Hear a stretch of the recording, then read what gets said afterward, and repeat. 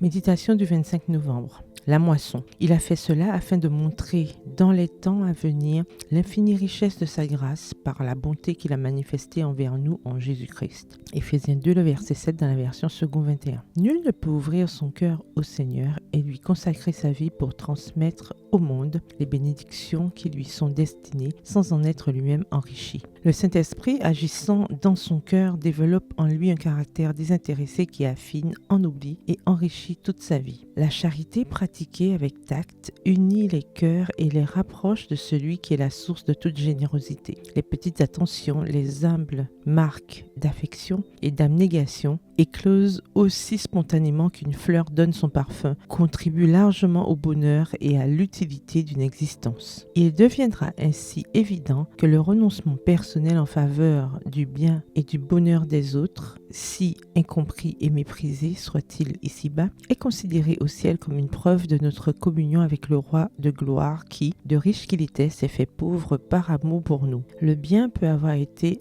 accompli dans le secret. Son influence sur le caractère de celui qui l'aura exercé ne pourra rester cachée. Si, comme disciples du Christ, nous nous consacrons sans réserve à notre tâche, notre cœur sera en étroite communion avec le Seigneur qui, par son divin contact et l'action de son esprit en nous, fera vibrer dans notre âme de saintes harmonies. Dieu multiplie les talents de ceux qui ont fait un usage judicieux des biens qu'il leur a confiés. Il se plaît à reconnaître les œuvres de son peuple resté fidèle à son Fils bien-aimé par la force et la grâce duquel elles ont été accomplies. Ceux qui ont recherché le développement et la perfection du caractère chrétien en faisant servir leurs facultés à l'exercice de la bienfaisance recevront leur récompense dans le monde à venir, car l'œuvre commencée ici-bas ne s'achèvera que dans la vie future, parfaite et éternelle. Extrait du livre Heureux ceux qui, le chapitre La spiritualité de la loi aux pages 69 et 70. Il est riche pour tous ceux qui l'invoquent. Celui qui a dit « Donnez et l'on vous donnera » Romains 10, verset 12, Luc 6, verset 38. Tout sacrifice consenti à son service sera récompensé selon la richesse surabondante de sa grâce. Extrait tiré du livre Jésus-Christ au chapitre 25 à la page 208. Bonne soirée et que l'Éternel vous bénisse.